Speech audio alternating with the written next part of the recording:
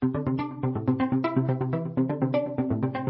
and welcome to the 12th House Podcast. I'm Michelle Peloton-Lipsitz, your co-host and the founder of Holisticism, aka the head witch in charge. If this is your first time on the 12th House Podcast, welcome. We're so excited to have you. On the 12th House, we talk about trying to pull a curtain back, really, around the things that feel opaque or unseen in our day-to-day lives, from the spiritual to the way that we work to the way that we think and the way that we operate.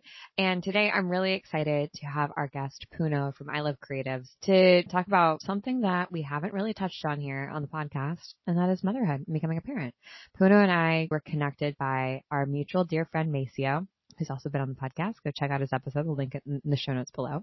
He's brilliant. And when someone like Maceo introduces you to a friend and says you're going to like each other, you take his word and you go for it. And Puno and I happened to be pregnant at the same time when Maceo introduced us. I was very freshly pregnant and very sick, and Puno I think had just announced that she was pregnant. And we actually ended up connecting a few months later, right before Puno was about to give birth. And it was actually perfect because we were both in this place of, oh my God, what are we going to do next? Comparing notes, talking about what our businesses looked like, and kind of taking, for both of us, a path into parenthood that was both surprising and also exciting. And it may be like something that neither of us, I don't want to put words in her mouth, and you'll definitely hear from her obviously today because she's our guest, but I think that I can safely say that it wasn't like the long-term plan necessarily, or certain that, at least for me, to have a baby. And especially as a business owner, you have this level of freedom that you get, right, by being an entrepreneur, but you also have a deep level of uncertainty. And, technically we all do. we all have uncertainty in our lives, no matter how certain things seem, no matter how secure our business is or our job is or our partnership is or our life feels. It can all change at the drop of a hat. And really all that you have is yourself to come back to, right? And to rely on, and to know that you've got your own back. And I was really excited to not only connect with Puno personally and kind of like walk one step behind her because she's 4 months ahead of me in this parenting thing, but also really get to compare notes and how we both experienced entering parenthood as entrepreneurs and how we're now thinking about motherhood, because I think for both of us, it's really shifted in the last few years. So I think you're going to appreciate this episode if you are maybe have never thought about becoming a parent, but you really love work and you love your business, and you also are wanting to grow and develop as a person, and you're not quite sure what that's going to look like. I think this will also be really helpful for anyone who does think that they want to be a parent, but is not quite sure how they're going to balance that with the needs of their business or their business baby, right? We kind of go all over the map. And the cool thing about, I think, this conversation is that we both have different approaches to a very similar strategy or perspective, which is, to have the most fun possible, to build a really great work and build a really great work life, to be there for our family and our kids, and to just have a great time doing it, and also be there for our business babies that we've spent so long nurturing. So I think you're going to like this episode. And if you have been, scared to have a kid, I think you'll actually really appreciate it and enjoy it. So without further ado, let's welcome our guest Puno. Oh my God, look at us. The last time we talked, you were about to give birth. I was throwing up every day. We were in it, and we had no idea what was going to happen. And look at us now. Yeah. Honestly, I think we look great. We look well rested. That concealer is doing its job. Working overtime. But no, I think I haven't talked to you since, so I'm so curious for the update. But I'm feeling pretty good. Could have gotten more sleep in the past week, but it has nothing to do with the baby. That is shit I would have done before baby. I got caught in a YouTube loop and I was like, this is a good one. I'm just going to not sleep for this. Sometimes you just have to ride the wave because you don't know when you're going to catch it again. You just have to get in it. I was in it. I was enjoying it. This morning I needed more coffee, but you know what? You said I look okay, so what's fine. Wait, now I want to know, what did you get caught up in? What was your hyper focus? I hadn't seen all of the new comedians taking over Trevor Noah on the Daily Show. And so I was just like watching all of them. Do you multitask while you're like, I'm a 2-screen girly. If I'm watching YouTube, I like to have it while I'm like doing other stuff. Or are you like all attention on the YouTube? So I'm pretty good about just watching stuff in bed. So I'm pretty good about watching stuff in bed. I'm kind of a professional. Michelle. When it comes to watching stuff in bed, I'm really good at it. I'm really good about it. If I'm going to brag about something, it's going to be this for sure. I have a lot of recommendations on LinkedIn for this. No, I was like, the reason why I was saying that is because I don't do anything else but watch stuff. And I'll usually have my phone on, and you know how you can like multitask with YouTube. I generally don't. I just put it on and go. Yeah, there's something about the screen within a screen, especially like on an iPhone, that's a little, I don't know, it's too much. Yeah. Too screen inception. It is. It's a lot. I'm like, I want to be that person who needed that feature, but I just haven't. She is not me. That's not me. I'm there to relax. Right. I'm like, I want smooth brain vibes. I don't want to be stressed out. I don't want to be multitasking.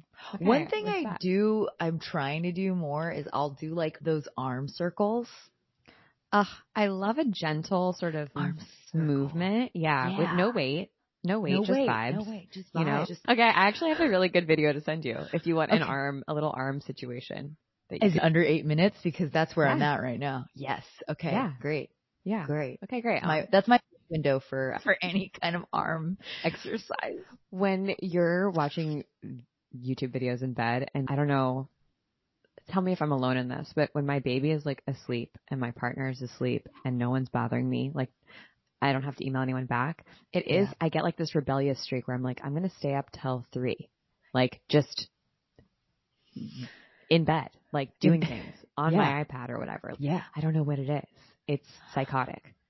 It's so dumb because I know I look at the clock, I look at her sleeping, and I'm like, go to sleep, dummy. You have to wake up at 7 and it's you. It's all on you. And I'm like, I'll be fine. I'll totally recover. It's fine. Yeah, I'll rally. And you just figure it out. Yeah. I've been doing this shit since college, so it's fine. Okay. So do you feel like you have a baby? Or do you feel like a teen mom? Because I feel like a teen mom, even though I'm 34. I'm 39 and I feel like a teen mom. I think it's also because I look young. And so like when people... You do. You look very youthful. Thank you. I'm either a vampire or she's Asian, but I am definitely a vampire. I was going to say, get you a girl who can do both. Come on. I got my 23andMe.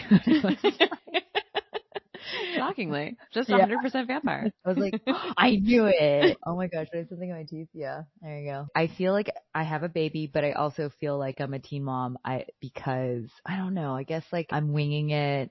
I'm also having fun, trying not to take things too seriously. Yeah. And then sometimes this is the thing that Daniel and I used to always ask each other while I was pregnant. We're like, is it sinking in?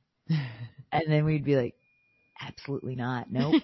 And then she was born and they were like, is it sinking in? And he was like, oddly, she's there. I know she's there. It's out now. Yeah. Like it's, real creatures. And my husband and I do the same thing where I'm just like, yo, you're a dad.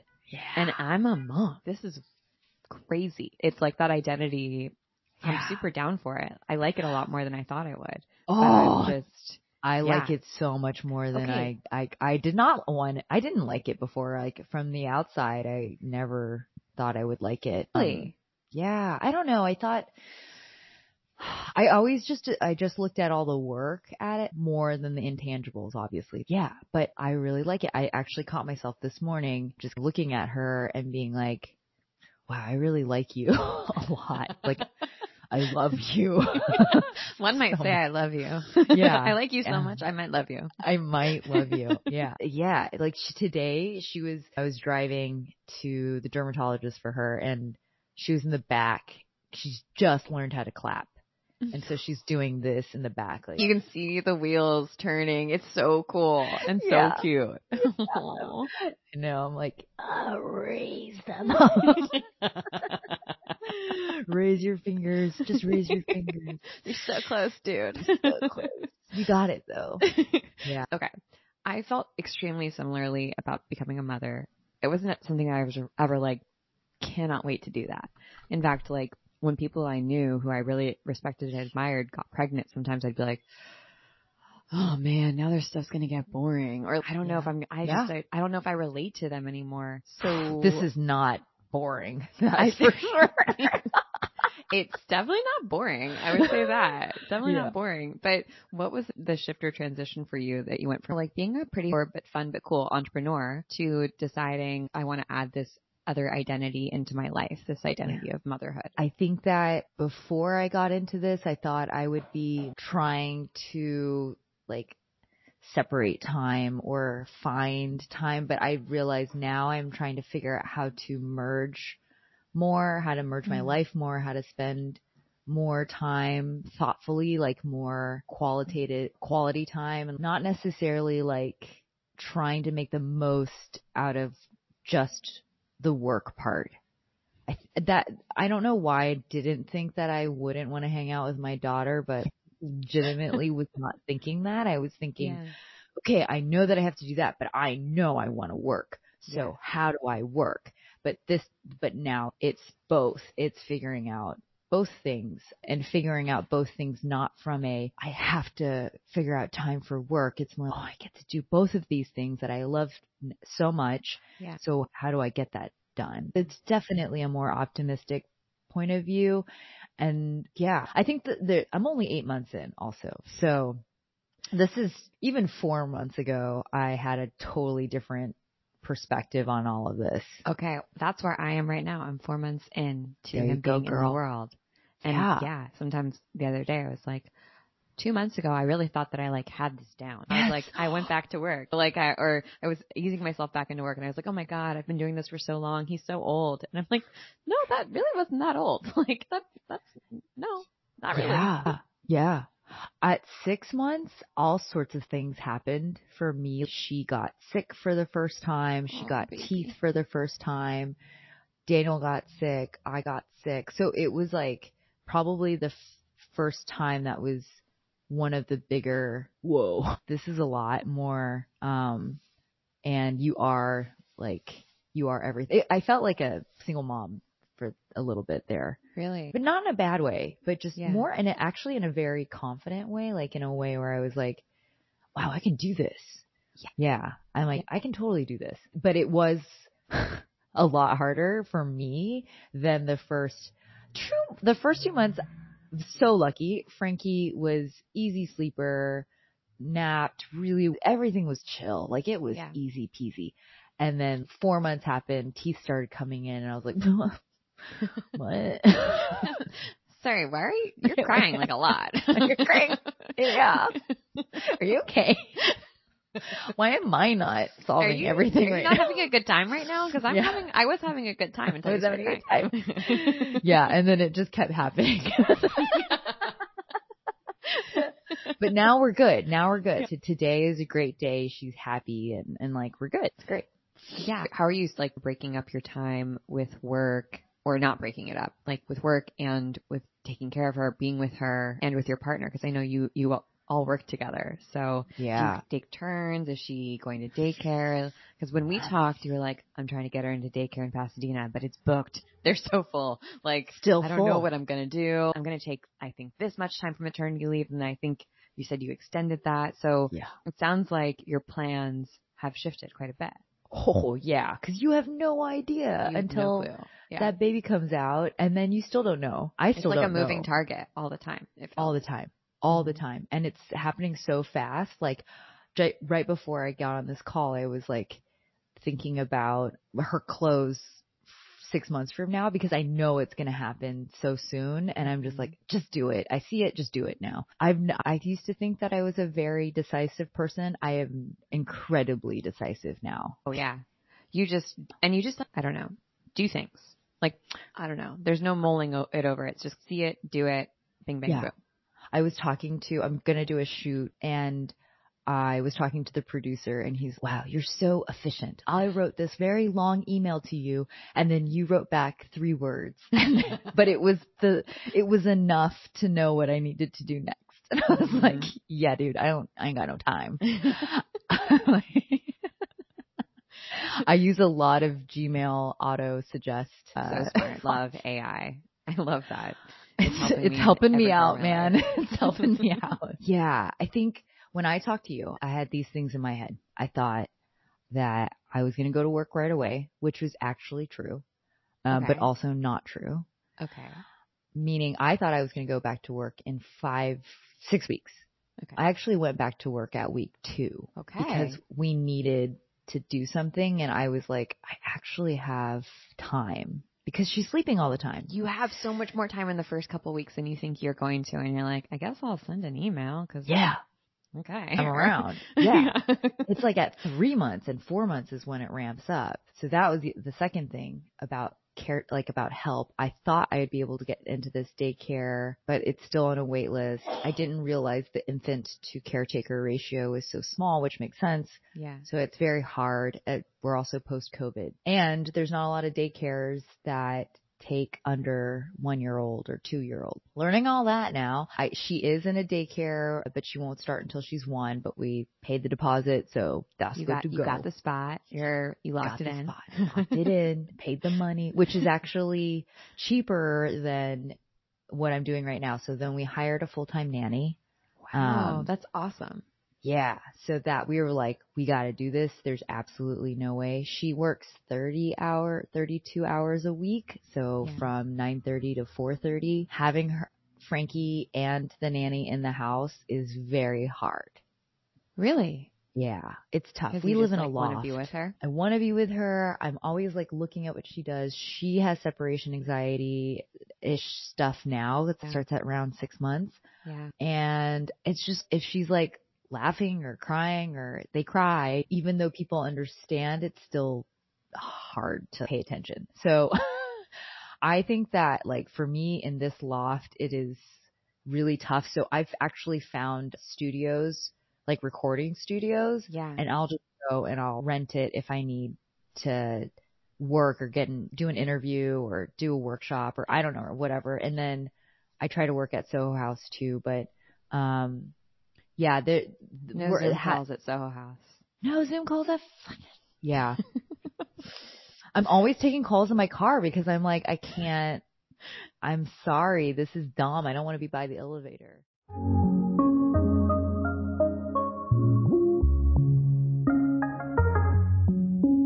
We're taking a little break to talk about something really fun that is coming up. Very exciting. Most wonderful time of the year.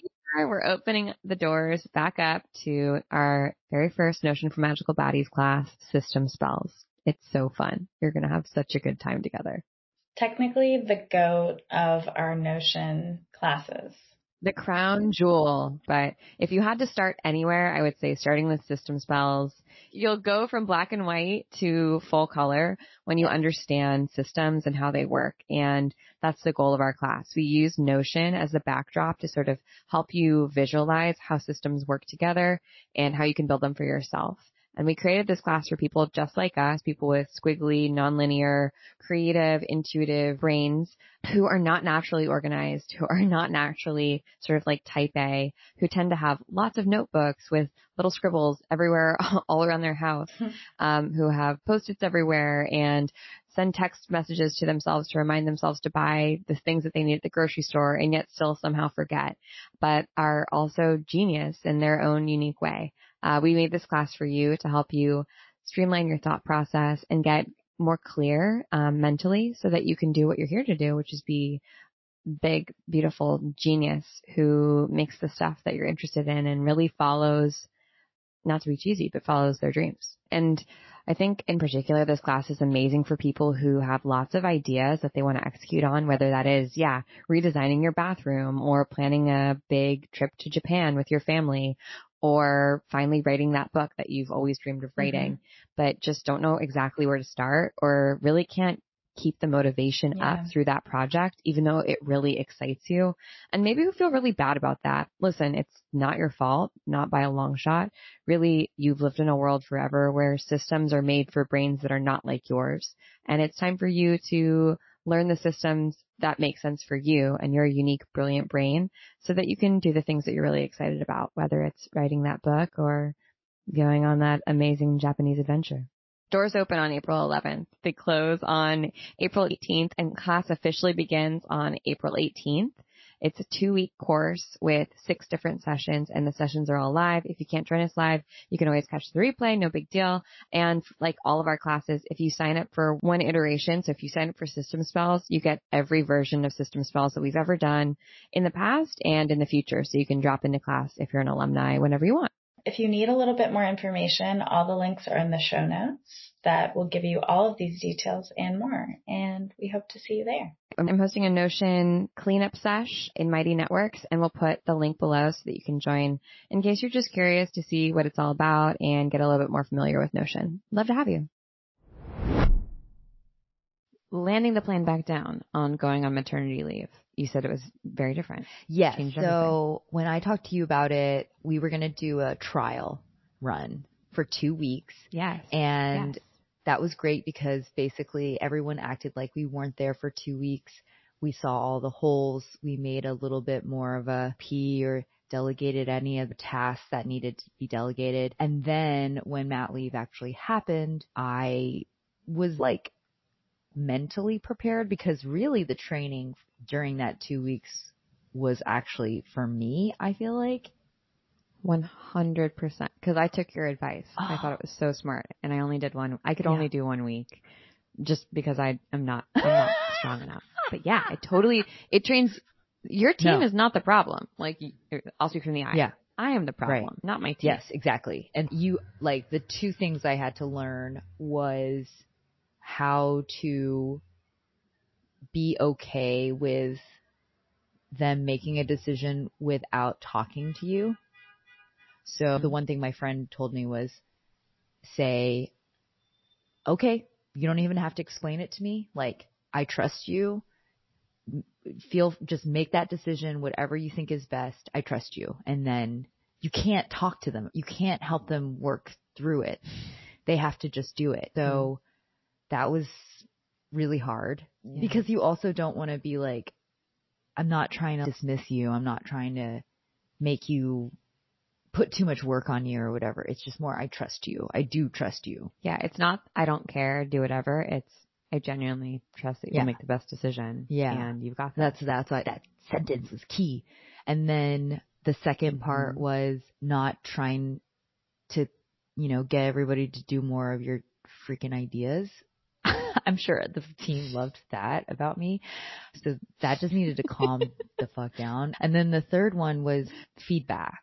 We delegated I usually give most of the feedback. So we delegated all of the feedback, and I had to be really good about trust that the other person is going to give the right feedback. And things, of course, went wrong. Like, not every day they go wrong, even when I was here. But like, just knowing that it's going to be fine. And at the end of the day, whatever, like, it would be crazy if it would burn down the business, but hopefully it's not going to do that. So there would have to be such a catastrophic mistake or so many catastrophic mistakes in a row for it to destroy your business that it's so unlikely, especially if you know your team and you trust your team, that they're going to be okay. Now, I am saying all this, but I also know 2 other things. One, my husband took on a lot of my work and a lot of my worries. So it's not like it went away. It just distributed to someone else. And then 2, I try to check in with my team and I try to understand if things are good, and they're telling me so far that things are good and like really genuinely telling it to me, but you just never know what the repercussions are of all of that still. But I trust that my team is going to tell me if it's hitting a limit in any capacity, and that's when I can deal with it. But otherwise, like, I can only do so much. So yeah, there could be something brewing right now that I have no idea about, but whatever. What can you do? Yeah, but that's a good point. They could be maybe playing it down to enjoy your time off and take care of yourself and be with your baby. It's not time off. It's a ton of work. Being on maternity leave is a lot of work. It's also really fun. But also, you've been running your business for such a long time. You've had so many iterations of your business. I remember when you created People Map. Like, I remember using that. And I miss that business. a long time ago, right? That's a Yeah. long time ago. You and can see as an owner, as a creative, as a slashy, probably a lot of things that employees or independent contractors just maybe wouldn't get or be able to foresee, oh, this is going to be a problem in the future or down the road if we keep doing things in this way. Did you notice that happened when you were gone? Or maybe did you begin to see the shift in your team of a more entrepreneurial mindset, or like, for lack of a better term, CEO mindset of, ooh, yeah, this is going to have a repercussion down the line, the way that maybe you naturally think? That there were 3 people on my team that had enough insight to all of the business, like just their role in general touched lots of the business, that they were then looked to for feedback or review or questions.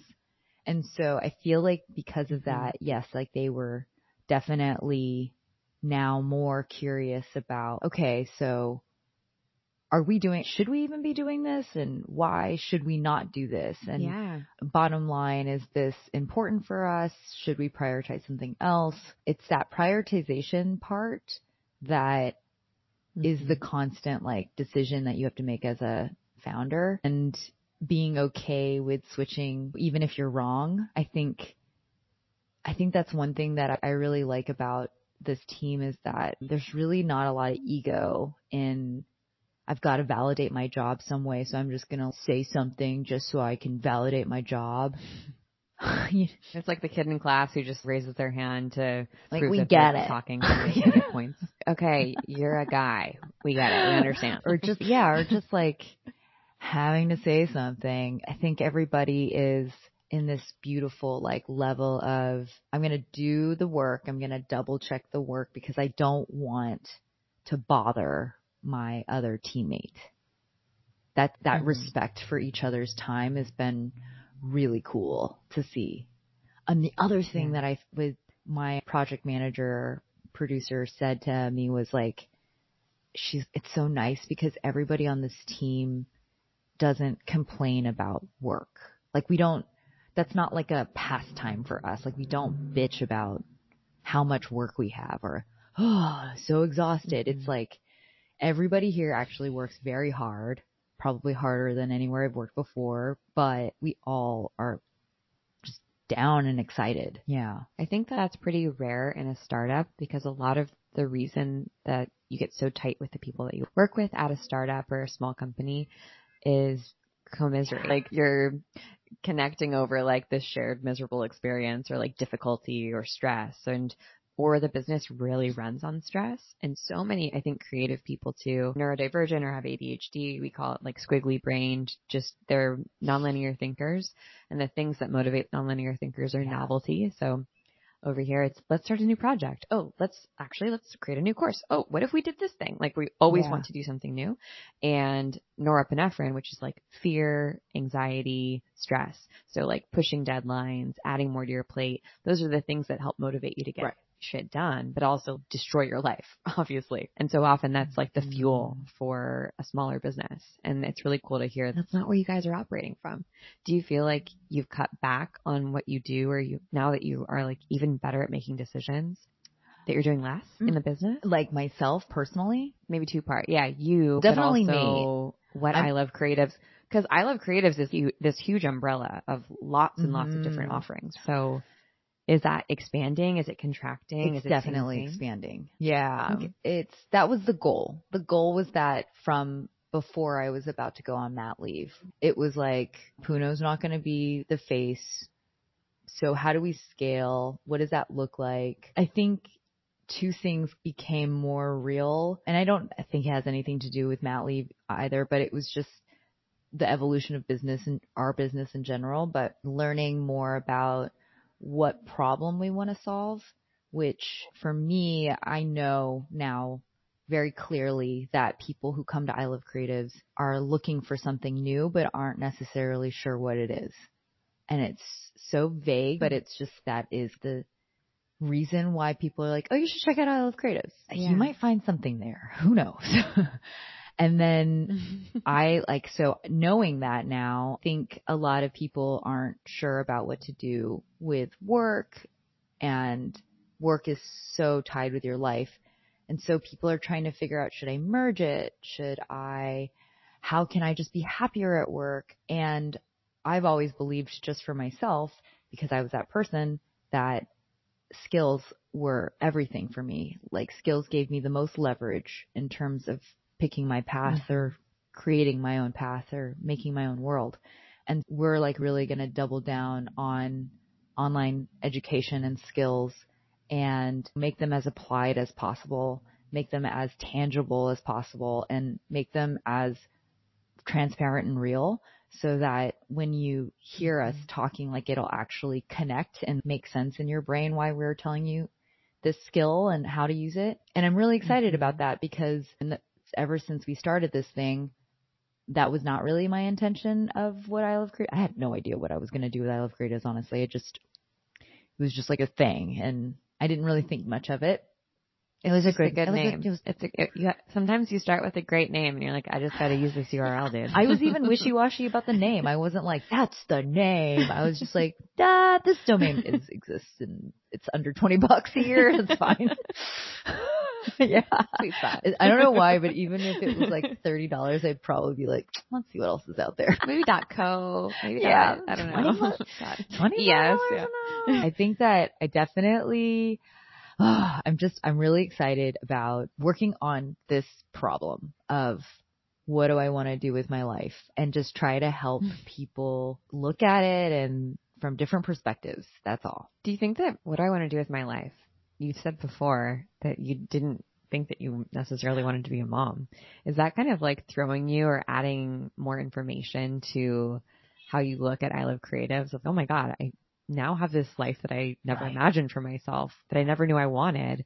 Are you going to add more content about transitioning into parenthood as an entrepreneur, or are you going to teach people what you've learned? Because there's a lot of motherhood content. There's so much, and there isn't a lot that is from another person's perspective.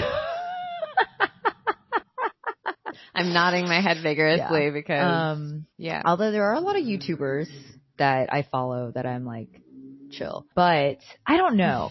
That one's hard. I already have a hard time talking about like lifestyle business or lifestyle planning, because it's very self-help guru territory. And I don't know why. I need to figure that out. Maybe you can help me, Michelle, but I don't know what my hangups are about that completely. Yeah. Then stepping in as a 8-month mom, like, and being like, this is how to do the parenting thing, an audience of parents. Oof.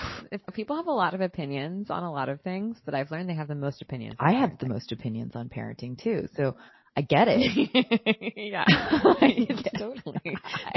I absolutely get it. Also, my like wishy-washy opinion that's changing all the time, where I'm like, I'm definitely going to do that. Wait, no, I'm not. I'm definitely going to not do that. I can't believe I ever thought I was going to do that. It's like a moving target again. Would we collaborate on it? I think maybe, but I don't know. I know I have subscribed to a few of these people, and they've got good advice. It's fine. They're doing it fine. Where my money is going, I don't know, but God damn it. But yeah. Essentially, for those who are not parents, like, I'm talking about taking care of babies. That's right. Listen, and Solid Starts. They're taking my money. You use Solid Starts. Solid Starts. Yeah. Solid Starts girly over here. Yeah, there's a lot. I don't know. I feel like we're really similar, so maybe you can relate. But like I mentioned, for so many people who I like love their content, really admired, or their businesses and their perspective and hearing about their lives, when they became parents, I felt like either their life got taken over by parenthood, and to me, just not being in that place, it wasn't necessarily that interesting to me, or they became parents and entrepreneurs in ways that I just was like, that's not my vibe necessarily. I don't know if that's going to be me in the future, but I love that for you. Do you have a fear or anxiety that sharing this part of your life might alienate some of your people? Oh, yes. for sure. But I've gotten some good feedback, and I think I practice this with my cat because there's a definite. You soft launched the cat, baby? Soft launch with cat. And I was like, I know that this is very controversial to cat, but I like this cat, y'all. Not really joking, but I got a lot of like DMs from people about my cat, and they're like, "You're right. You have a gateway cat. You're making me like cats." I think that gave me a little bit of permission to be like, okay, I can like the things that I like in a very controversial species debate. And so for babies, I've gotten the same thing. I try not to go overboard with it. I'm not even trying. I have no time to try, but yeah, I am more conscious of it because I don't know, like, one, I think I'm more conscious of it because I know that if I say something that is controversial about parenting, I'm going to get opinions thrown at me, and I don't want to just be shocked by it. But I definitely feel like people have said, you talk about it in a way that I'm like, oh, that's interesting, or I never really thought of it that way, or it's not too braggy. You're like, my baby is the best baby, and I'm the best mom ever. Or is it braggy? Maybe it's not braggy. Maybe Yeah. it's like all-consuming, maybe, or I think that's it. And I think that there's a conversation or whatever archetype of mom content on the internet that's like wine mom, right? Where it's so hard. It's actually the worst. I have to drink my mommy wine juice at 10 a.m. because it sucks so hard. But you're going to love them. And I just never really identified with that type of content, like where that I don't really want that to be my life personally. So to see someone doing it differently and be like, it's actually really fun. I like it a lot. And I also still really like my job, and like I'm making it work. It's so refreshing. Yeah. Cause that was your biggest fear, or my biggest fear was like, two biggest fears was, am I going to have a relationship with my daughter like my mom's relationship? Or that was like, how much time do we have? Jeez, that was a big one. We can talk about that forever. I know, right? Oof, I still haven't even, I need to sign up for that therapy session. And then the second one is like, is it going to be everything? Can you even do it? Can you have a life still? Now people are like, oh, it looks pretty possible. So how do you feel? Like, I'm sure you've updated everybody on your podcast, but yes and no. So this talking about motherhood was something that Wallace, our wonderful producer, was like, you should talk to Puno about it, because I told her about our conversation and, you know, how we both were going on maternity leave, and our mutual friend Maceo told me that you were having an amazing time being a mom and you're having fun, because I told him we're like liking it a lot. It's surprising how much we like it. And he's, that's what Puno said. And, I was super hesitant to talk about like baby stuff, being pregnant, all that in front of everyone, because I don't want to be boring, and I don't want to give them information that they're like, you know, that's not what we're here for. But Wallace is like, no, it's really interesting. And I think a lot of people who are creative, who are entrepreneurial, have to think about this stuff, right? Okay, especially people who can give birth at some point. If I'm going to build my own business, am I building a business that supports that? Even if I don't know if I want it, because I didn't want this 5 years ago, 6 years ago when I started my business, and now I'm here, and I'm so glad that I had the option. Like, I built a business where, unintentionally or not, I built the option in for myself. But I'm trying to answer 5 questions at the same time. But I think this conversation is really helpful for people to hear, hopefully. And so many people have asked for it, which really surprised me. So I haven't really talked a lot about motherhood or being a parent or doing it as that much. This is really the first convo. And I want to hear about you. So tell It's been fun. I think the biggest thing is I'm just surprised at how much I enjoy it. And I'm also really surprised at how much my anxiety about work has really like kind of dropped off a cliff. And I'm not sure if it's because just by nature of being a parent, you have less time to worry, or if it's that I trust my team more. And it's probably a combination of both, right? I have this amazing team of people. They were awesome while I was on maternity leave. They've always been awesome, but we all got to stretch in new ways, and that's been really cool. And I also think I just have less time for bullshit and things that I don't want to do. So when things feel hard because they're not working, I'm much more quick to say, and it's only been 4 months, to just say, I don't think I want to do this. I don't think I want to work with this person. I don't think I want to take this thing on. Is there a more creative way to get the thing done that we want to get done? And what do we actually want to do? Are we trying to like make more money? We can make more money doing this thing. Like we don't need to reinvent the wheel. Are we trying to start an exciting creative project? Okay, cool. What might that look like if it was just purely joy and fun? Decisive now. Yeah, more decisive. Yeah, maybe just not less time for bullshit, but just I'm not really interested in the drama. Gosh, yeah. I definitely felt that way when I was 27 and 30 and I was trying to figure out all of this whole thing. And I realized, wow, I am spending a lot of time just sitting here and worrying and trying to think things through before doing anything because I for some reason think that's going to work. But it's like, I'm just not making any decisions. That's really what's happening. Right. You're playing it all out in your head, but not actually allowing life to play out. And it's, again, you never know what you're going to get. You and I both went into this experience of bringing life into the world thinking it was going to be one way and it going a totally different direction. And wow, it's been so much better than I thought it was going to be, which is such a relief. Yeah, I think also I do think that freelancers and people who, not just freelancers, but people who have lived in a little bit of uncertainty and chaos for a while are very good at taking in things and having to make decisions about them quickly. I think that skill alone has helped me become a really good parent because you are just constantly problem solving with little information. Yes, you really trust yourself. Like, I think if you're a consultant, freelancer, independent contractor, entrepreneur, you trust that like you're going to figure it out. And if you don't figure it out, you're just going to go get a job and you're going to like, it's going to be okay. It doesn't matter if you get fired. Like you'll figure out the next step, the next best step.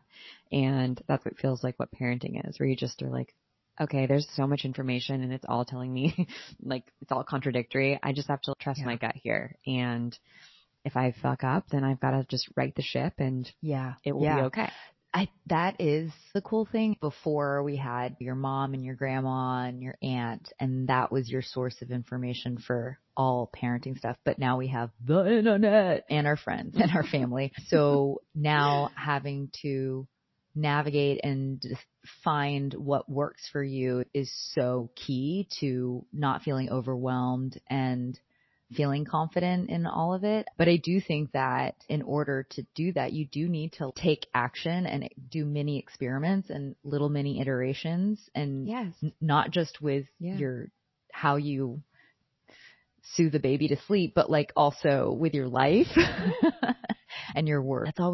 That was always my biggest hang up, was like just this inaction of things and then being more overwhelmed by the additional thoughts that I would rack up that I couldn't say whether they were true or not because I couldn't prove anything without actually doing things. I did this thing when I was like 27. When I quit my job, I was like, I need to think of my life and as a UX designer more. I need to like really just way to bring those hard skills in. I like that. I was like, the way that I'm going at it is too many assumptions, too many generalizations.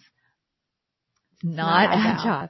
I only can iterate once a year at New Year's Eve and vision boards only. I was like, it was just not proactive enough. And so this thing where you're talking about every day, you're just really, is this good for me? Is this not good for me? What can we do?